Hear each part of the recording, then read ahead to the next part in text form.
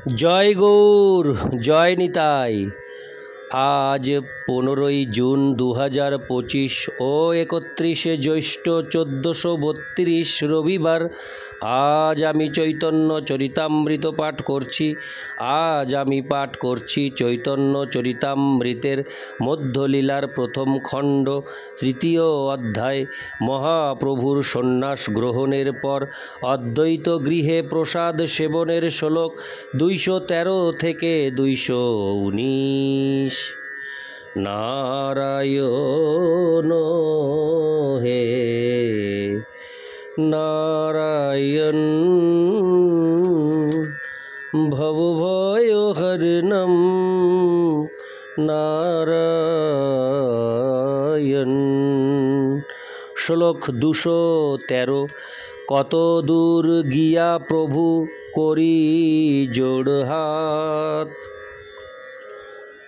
আচার্যে প্রবোধি কহে কিছু মিষ্টবাদ।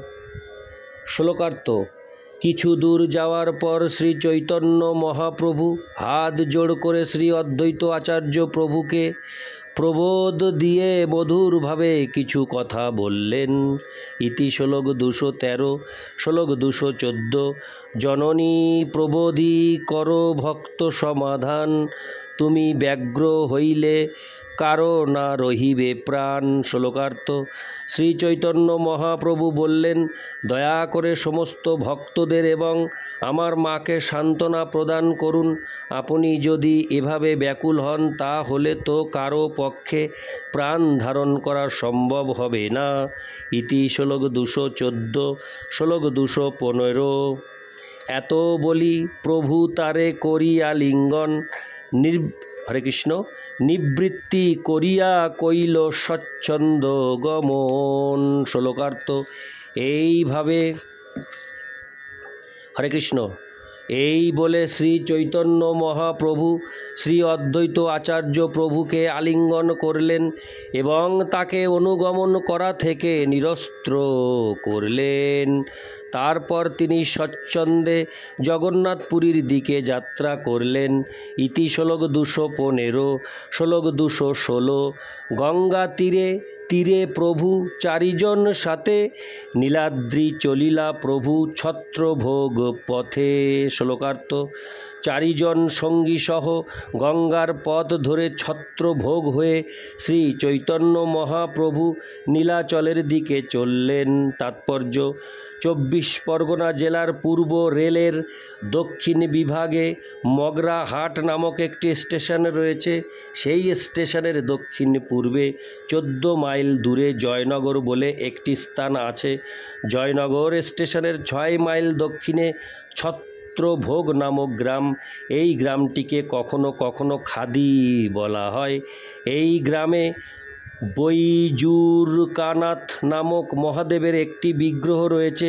প্রতি বৎসর চৈত্র মাসে এখানে নন্দা মেলা নামক একটি মেলা হয়। বর্তমানে গঙ্গা সেখান দিয়ে, হরে কৃষ্ণ, বর্তমানে গঙ্গা সেখান দিয়ে প্রবাহিতা হয় না।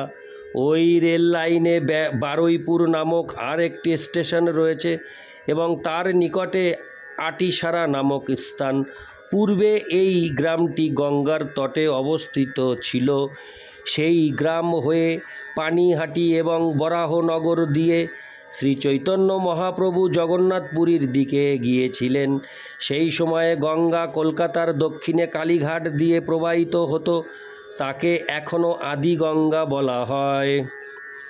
বারুইপুর থেকে গঙ্গার ধারা প্রবাহিত হয়ে মথুরাপুর থানার ডায়মন্ড হারবারে সমুদ্রে পতিত হয়। সেই পথ দিয়ে শ্রী চৈতন্য মহাপ্রভু জগন্নাথপুরীতে গিয়েছিলেন। ইতি শ্লোক 216। শ্লোক 217। চৈতন্য মঙ্গলে প্রভুর নীলাদ্রি গমন, বিস্তারী বর্ণিয়াছেন দাস বৃন্দাবন। শ্লোকার্থ। শ্রী চৈতন্য মঙ্গল শ্রী চৈতন্য ভাগবত নামক গ্রন্থে শ্রীল বৃন্দাবন দাস ঠাকুর বিস্তারিতভাবে শ্রী চৈতন্য মহাপ্রভুর নীলাচল গমনের বর্ণনা করেছেন। তাৎপর্য: শ্রীল ভক্তি সিদ্ধান্ত সরস্বতী ঠাকুর বর্ণনা করেছেন যে শ্রী চৈতন্য মহাপ্রভু বঙ্গদেশের আটিসারা গ্রাম, বরাহনগর, অম্বুলিঙ্গ, ছত্রভোগ, উৎকলের প্রয়াগঘাট, সুবর্ণরেখা, জলেশ্বর, রেমুনা, যাজপুর, বৈতরণী, দশাশ্বমেধ ঘাট, কটক, মহানদী, ভুবনেশ্বর, বিন্দু সরোবর, কমলপুর, 18 নালা হয়ে শ্রী নীলাচলে প্রবেশ করেছিলেন। ইতি শ্লোক 217, শ্লোক 218। অদ্বৈত গৃহে প্রভুর বিলাস শুনে যেই জন, অচিরে মিলয়ে তারে কৃষ্ণ প্রেম ধন। শ্লোকার্থ: কেউ যদি শ্রী অদ্বৈত আচার্য প্রভুর গৃহে শ্রী চৈতন্য মহাপ্রভুর লীলাবিলাসের কথা শ্রবণ করেন, তাহলে তিনি অচিরেই কৃষ্ণ প্রেম ধন লাভ করেন।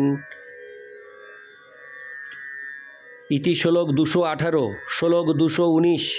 শ্রীরূপ রঘুনাথ পদে যার আস, চৈতন্য চরিতামৃত কহে কৃষ্ণ দাস। শ্লোকার্থ: শিল রূপ গোস্বামী ও শিল রঘুনাথ দাস গোস্বামীর পাদ ও পদ্মে আমার প্রণতি নিবেদন করে, তাদের কৃপা প্রার্থনা করে এবং তাদের পদাঙ্ক অনুসরণপূর্বক আমি কৃষ্ণদাস শ্রী চৈতন্য চরিতামৃত বর্ণনা করেছি। হরে কৃষ্ণ, বর্ণনা করছি। ইতি শ্লোক 219।